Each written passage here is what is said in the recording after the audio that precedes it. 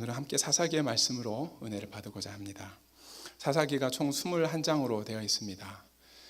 이 사사기의 21장의 내용 중에서 1장은 사사기의 서론에 해당하는 내용이고, 사사기 2장부터 16장까지의 내용은 사사들의 행적에 관한 사사들의 이야기입니다.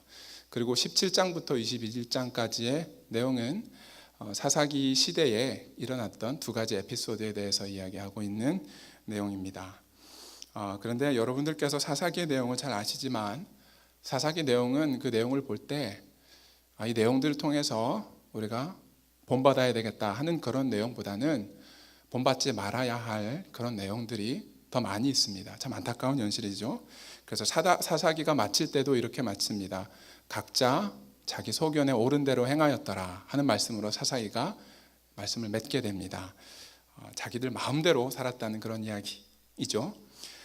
사사기의 이런 내용은 사실은 아주 비극적인 내용이 아주 많습니다. 읽어보시면 잘 아시리라 믿습니다. 그런데 사사기의 내용이 비극인 이유는 사실은 그 내용 자체보다는 사사기가 구약 성경에서 7번째 책이라는 데에 더 큰 비극인 이유인 것입니다. 출애굽기, 레위기, 민수기, 신명기, 여호수아, 그 다음에 나오는 책이 사사기이죠. 다시 말씀드리면 모세가 그토록 들어가고 싶었다 했던 그 땅, 그리고 온 이스라엘 족속이 들어가고 싶어 했었던 그 땅, 그 가나안 땅이 여러분 어떤 땅입니까?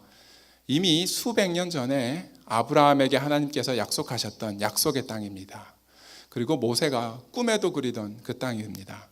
60만 히브리 백성들이 그렇게 들어가고자 했지만 결국엔 들어가지 못하고 여호수아와 갈렙을 제외한 모든 사람이 광야에서 죽음을 맞아야 했던, 꿈에도 그리던 그 땅이 바로 가나안 땅입니다. 그리고 여러분, 그 이스라엘 백성들이 그 땅에 어떻게 들어가서 어떻게 정착하게 됐습니까? 하나님께서 애굽으로부터 그 백성들을 꺼내오실 때에, 구원해 내실 때에 10가지 재앙을 일으키시고 홍해를 가르시고, 그리고 광야에서 40년간 그들에게 만나와 메추라기로 먹이시고 물로 먹이시고, 하나님께서 정말 강한 손과 편팔로 마치 자식이 부모를 안음같이 그 40년 동안 백성들을 안아서 그 땅에 들어가게 한 그 땅이 가나안 땅입니다. 그리고 그들에게 어떻게 살라고 말씀하셨습니까? 출애굽기 20장부터 보시면 율법의 내용들이 아주 자세하게 나와 있습니다. 하나하나 소소한 것까지 하나님께서 그 땅에 들어가거든 너희는 반드시 이렇게 살아야 한다 하면서 율법을 주셨던 내용들이 아주 자세하게 나와 있는 것이 출애굽기와 레위기의 내용이죠. 그래서 사실은 저희가 여호수아서를 딱 마치면, 여호수아서 24장까지 읽고 나면 저희 내러티브 상으로 보면 저희는 이런 기대를 하고 사실 민수기 사사기 1장을 접하게 됩니다. 이제 그들은 가나안 땅에서, 그 약속의 땅에서, 그 젖과 꿀이 흐르는 땅에서, 그 아름다운 약속의 땅에서 하나님과 함께 아주 행복하게 오래오래 평안과 안식을 누리며 사는 인생이 나오겠구나 하는 그런 기대를 저희가 가지게 되는 그 부분이 바로 사사기의 내용입니다. 그래서 여호수아서 21장 마지막 절에 보시면 이렇게 나와 있습니다. 함께 찾아보시면 좋을 것 같습니다. 여호수아서 21장 43절, 44절, 45절 함께 읽으시면, 찾아서 읽으시면 좋겠습니다. 자, 함께 합독하실까요? 시작. 여호와께서 이스라엘의 조상들에게 맹세하사 주리라 하신 온 땅을 이와 같이 이스라엘에게 다 주셨으므로 그들이 그것을 차지하여 거기에 거주하였으니 여호와께서 그들의 주위에 안식을 주셨으되 그 조상들에게 맹세하신 대로 하셨으므로 그들의 모든 원수 중에서 그들과 맞선 자가 하나도 없었으니 이는 여호와께서 그들의 모든 원수들을 그들의 손에 넘겨주셨습니다. 여호와께서 이스라엘 족속에게 말씀하신 선한 말씀이 하나도 남음이 없이 다 응하였더라. 아멘.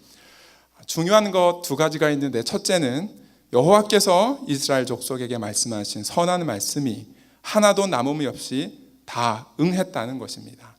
하나님께서 그들의 조상 아브라함과 이삭과 야곱과 또 요셉과 또 모세와 또 여호수아를 통해서 말씀하신 그 약속이 다 성취된 이후라는 것입니다. 그래서 하나님께서 아브라함에게 이런 약속을 하셨죠. 내가 너로 큰 민족을 이루게 하리라.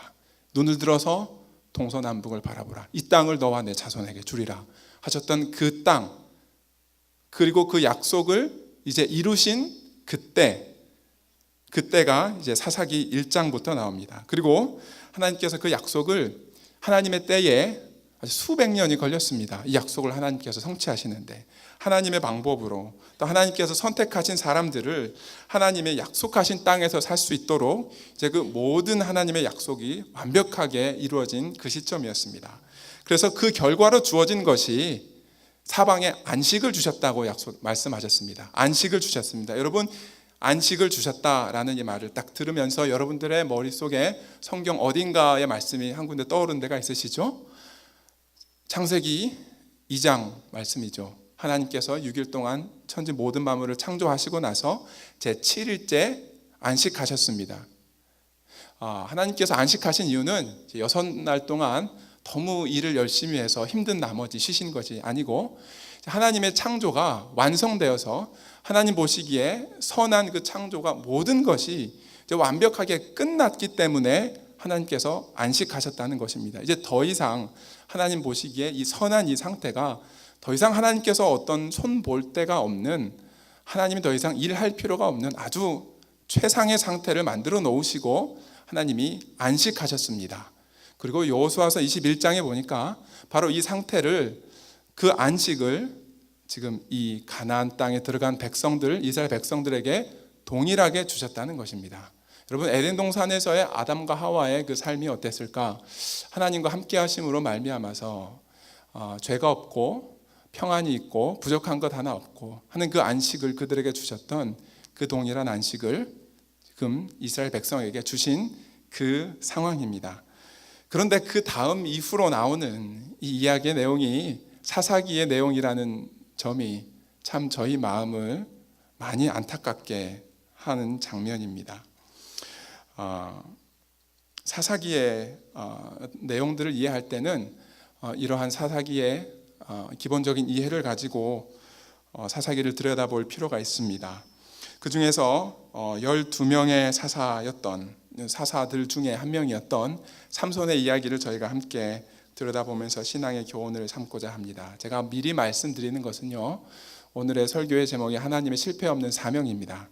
그런데 설교를 제가 준비하면서 길게 한 번을 하는 것보다 짧게 2번을 하는 것이 훨씬 더 효과적이겠다 하는 마음을 들어서 제가 오늘은 삼손의 삶을 통해서 저희가 어떤 교훈을 얻어야 될지에 대한 초점을 맞추고 5월 셋째 주에 또 설교 일정이 있습니다. 그때 제가 이 나머지 말씀으로 함께 은혜를 나누려고 합니다.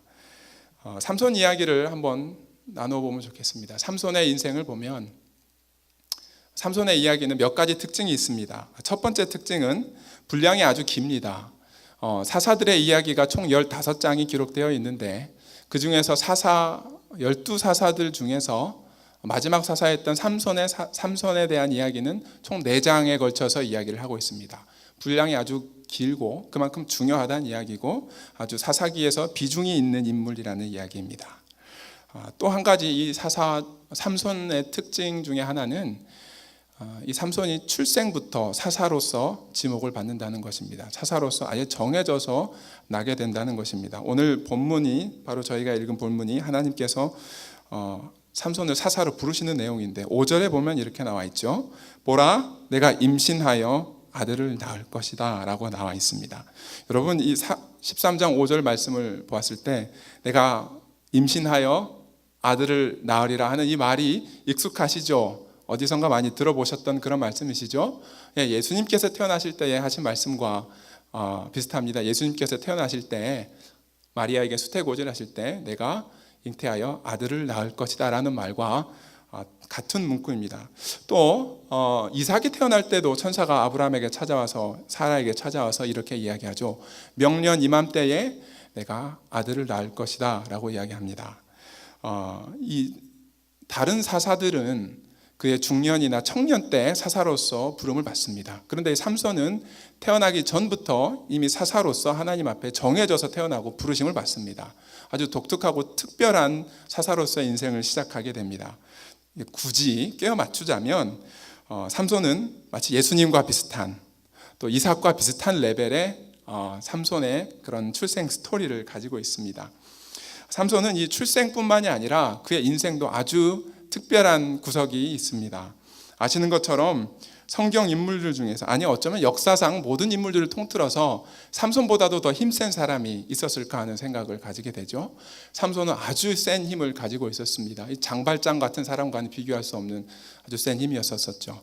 그리고 이 사람이, 삼손이 단순히 힘만 이렇게 셌던 것이 아니라 아주 전쟁을 잘하고 싸움에 능했습니다. 삼국지에 나오는 유비관우 장비와 3대1로 붙었을 때도 삼손이 이길 가능성이 있겠다 싶은 생각이 들 정도로 삼손은 아주 싸움에 능한 그런 아주 전사였습니다.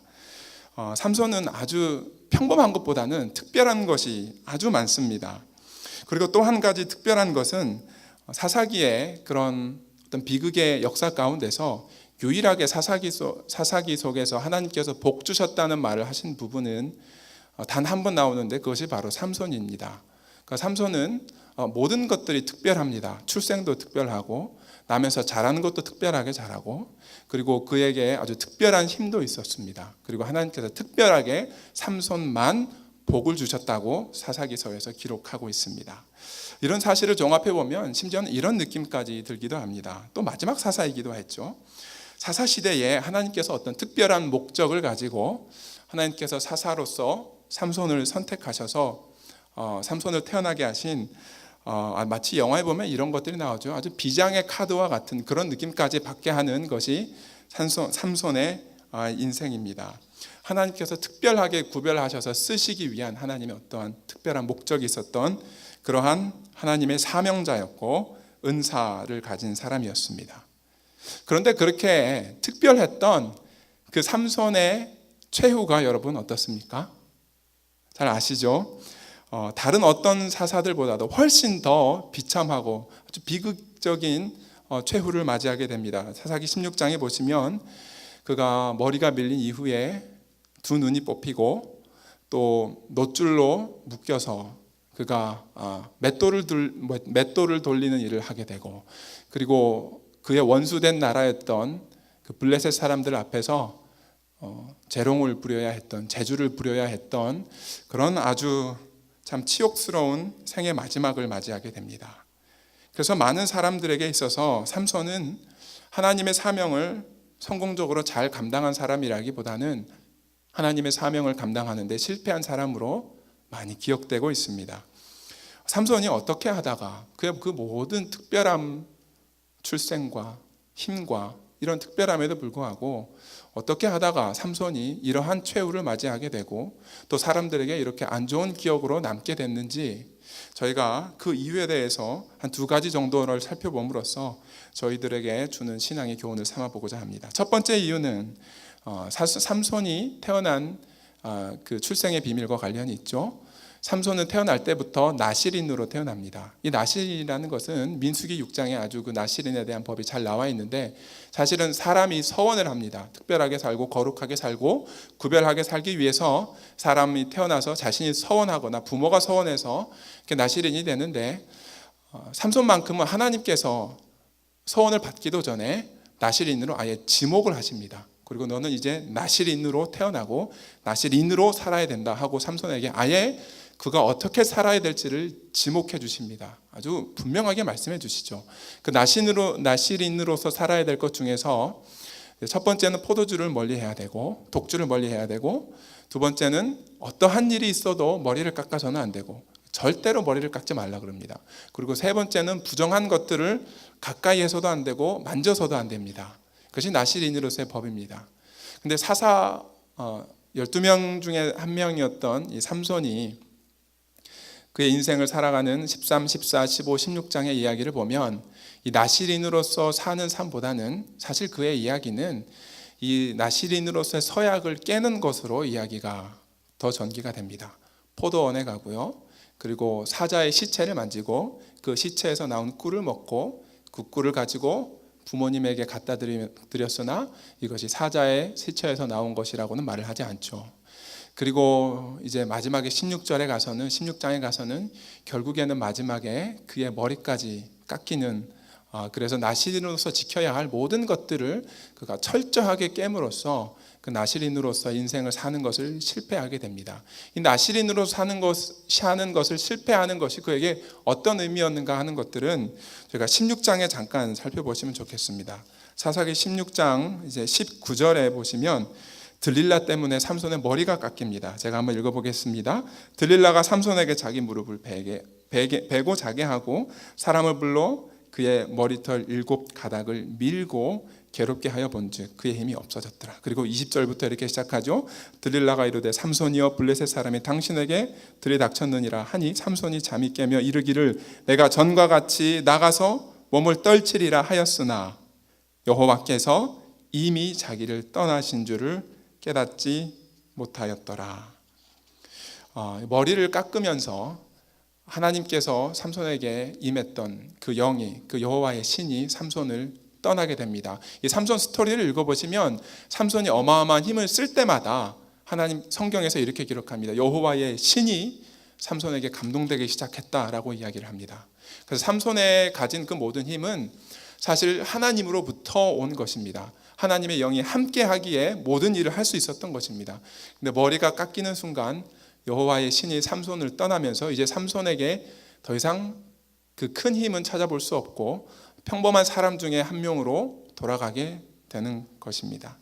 그래서 삼손의 모든 행적은 삼손 스스로 한 것이 아니라 사실은 하나님께서 그에게 임하여서 하나님의 영이 함께 하심으로써 한 내용들이었는데 이제 나시린으로서의 법을 깨면서 이 모든 그 하나님의 특별한 능력들이 떠났기 때문에 이제 그가 더 이상 하나님의 사명을 감당할 수 없는 사람이 되었다는 것입니다.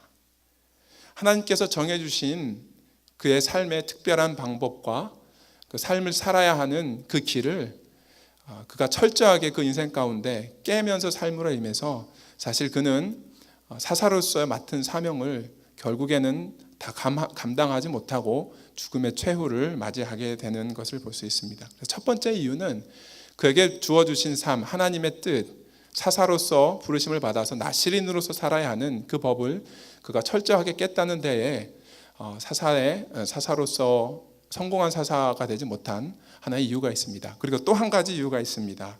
두 번째로 이제 삼손이 실수하는 것 중에 하나는 무엇이냐면 사실 이거는 실수라고 보기는 어렵습니다. 근본적으로 무엇인가가 잘못되어 있었습니다. 그것이 무엇인가 하니 사사기 13장부터 16장까지의 삼손의 이야기를 들여다보면 삼손은 블레셋 사람들과 참 많이 싸우고 실제로 블레셋 전력에 아주 큰 타격을 입혔습니다. 그러나 그렇게 하는 것이 삼손이 자기의 사명을 감당함으로써 하고 있다고는 삼손이 전혀 생각하지 않았습니다. 말하자면 삼손은 하나님으로부터 받은 바 자기의 사명이 무엇인지를 모르고 있었다고 보는 편이 훨씬 더 옳습니다. 성경을 읽을 때마다 느낍니다. 삼손은 하나님으로부터 받은 사명을 그가 알지 못했습니다. 그가 무슨 사명을 받았는지 알지 못했고 자기가 하나님으로부터 받은 이 엄청난 힘을 어떻게 써야 할지, 이 사사로서의 삶을 어떻게 감당해야 할지 삼손은 전혀 알지 못했습니다. 그런데 참 재미있고 아이러니한 것은 비록 그가 사사로서의 행적을 행하면서 사명을 모르고 있었음에도 불구하고 실제로 사사로서의 일을 하나님의 사명을 많이 감당했다는 것입니다. 자기가 이것이 사명이 무엇인지도 몰랐지만 그 사명을 감당했다는 것이죠. 참 아이러니한 장면입니다. 예를 들면 이렇습니다. 삼손이 처음으로 블레셋과 싸웠던 때가 이제 블레셋 여인을 데려오면서 데려와서 결혼에 실패하면서였습니다. 그래서 블레셋 사람들 30명을 죽이죠. 그리고 여우를 300마리를 잡아서 그 꼬리에 불을 붙여서 그 블레셋 사람들의 밭에 이제 불을 넣습니다. 밭을 불사릅니다. 그래서 삼손이 이 일을 하면서 이렇게 다짐합니다. 너희가 이같이 행하였은즉 내가 너희에게 원수를 갚고야 말리라. 말하자면 삼손이 행하는 그 모든 일은 하나님으로 받은 사명을 감당하기 위한 것이 아니고 삼손의 개인적인 안갚음과 감정에 의해서 삼손이 일들을 감당하고 있었다는 것입니다. 삼손은 처음부터 자기의 원수를 갚는 일에 아주 중점적으로 생각을 하고 있었습니다. 그래서 삼손의 이야기를 잘 읽어보시면 사실 그 블레셋 여인을 사랑해서 자기가 결혼을 하려고 데려온 것이 아니고 틈을 타서 블레셋 사람들을 치기 위해서 이 삼손이 그 여인을 결혼하기 위해서 데리고 왔다라고 기록을 하고 있습니다. 여인을 맞으려고 그 여인을 아내로 맞으려고 데려온 것이 아니고 처음부터 복수심에 불타서 블레셋 사람들과 싸움을 일으키기 위해서 그 여인을 데려왔다라고 이야기하고 있습니다.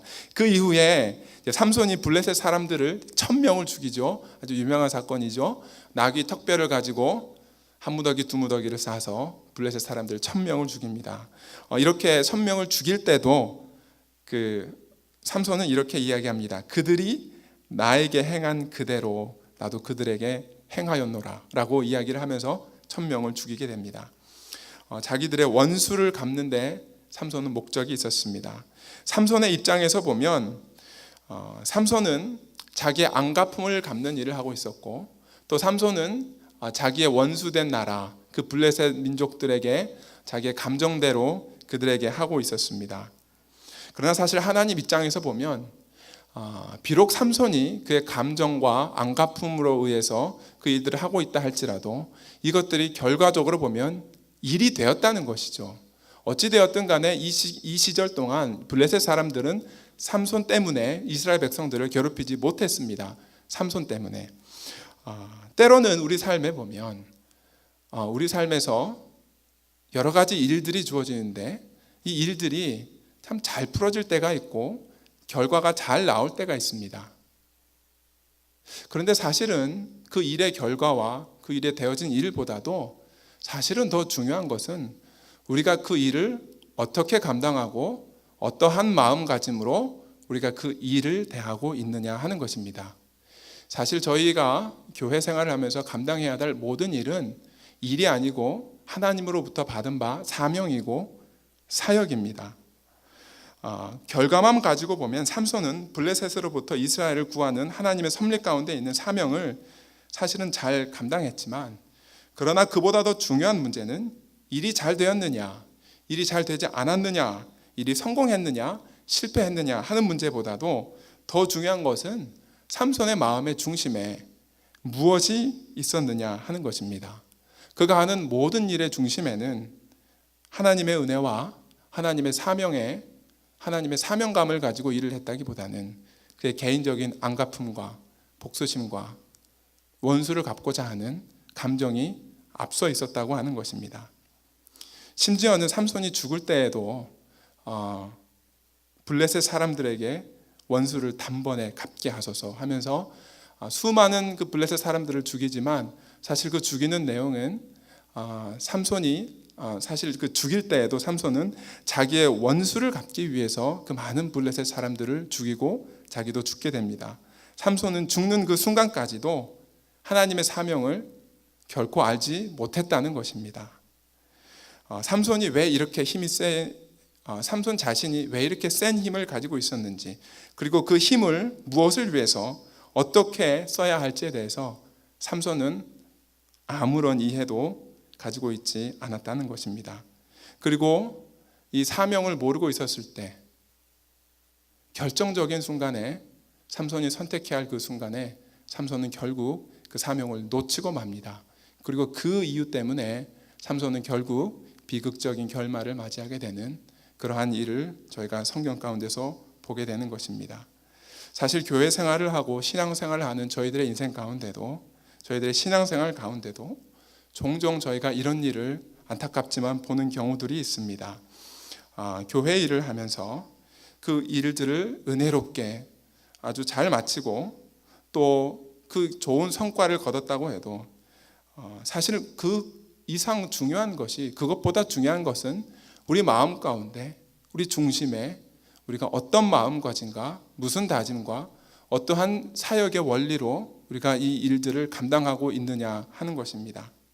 그래서 저희들이 하는 모든 일은 사실 일이 아니고 사명이고 하나님께서 맡겨주신 사역인 것입니다. 사실 이 일들은 저희가 일들이 되어지는 과정과 또 이 순간에는 저희가 알 수 없습니다. 결정적인 순간에 어느 한순간에 우리가 그 사역과 사명을 잡아야 할 그 순간에 우리가 분명한 하나님의 사명과 사역을 알지 못하면 우리는 자칫 삼손과 같은 실수를 범할 우려가 있다는 것입니다. 저희들이 신앙생활을 하는 모든 신앙의 원리는 하나님으로부터 받은 바 그 은혜와 사명을 감당하는 사명자로서 저희가 서야 한다는 것이 삼손의 그 이야기를 통해서 저희가 받아야 할 교훈인 것입니다. 삼손의 이야기를 통해서 저희가 받아야 할 두 가지 교훈은, 첫째는 우리 각자 모두에게 주어주신 하나님의 뜻이 있습니다. 사실 이곳에 모인 모든 우리 성도님들이 제각각 다른 성격과 다른 성향과 또 다른 습관들을 가지고 있습니다. 하나님께서 우리 각각에게 하나님께서 맡겨주신 삶의 방식이 있고 그 삶을 살기를 원하시는 하나님의 뜻이 있습니다. 그 길 가운데 행하기를 원하시는 각자에게 하나님께서 원하시는 그 삶의 방식이 있다는 것입니다. 그 방식을 저희들이, 하나님의 은혜의 방식을, 그 하나님의 뜻을 저희들이 지키지 않고 살 경우에, 그리고 우리에게 맡겨주신, 각자에게 맡겨주신 그 사명과 사역들을 저희들이 감당하지 못하고 살 경우에, 저희들이 자칫 잘못하면 정말 삼손과 같은 이런 비극적인 결말이 우리 삶 가운데 혹여나 있을 수도 있다는 것입니다. 사명자로서 그분의 귀한 사역에 동참하고 있다는 그런 귀한 자부심과 더 감사하는 마음이 없으면 저희들의 신앙생활에 자칫 넘어질 수 있는 그런 위험성이 있다는 것입니다. 2013년을 사는 저희들의 삶에 비록 그것이 어떠한 환경과 삼손 시대에 살고 있는 환경과 여건이 아주 다르다고 할지라도 사실 우리의 삶 속에서 하나님께서 요구하시는 것은 같습니다. 우리 삶 가운데서 주님께서 요구하시는 것은 주님께서 원하시는 뜻대로, 그리고 주님께서 주신 사명자로서 살기를 원하시는 줄로 믿습니다. 우리 삶 가운데서, 우리 모든 새한교회 성도님들의 삶 가운데서 주님께서 맡겨주신 삶의 방식과 또 사명들을 더 잘 감당하셔서 매일 승리의 삶을 사시는 우리 새한교회 모든 성도님들이 되시기를 주님의 이름으로 간절하게 부탁드립니다. 함께 기도하시겠습니다.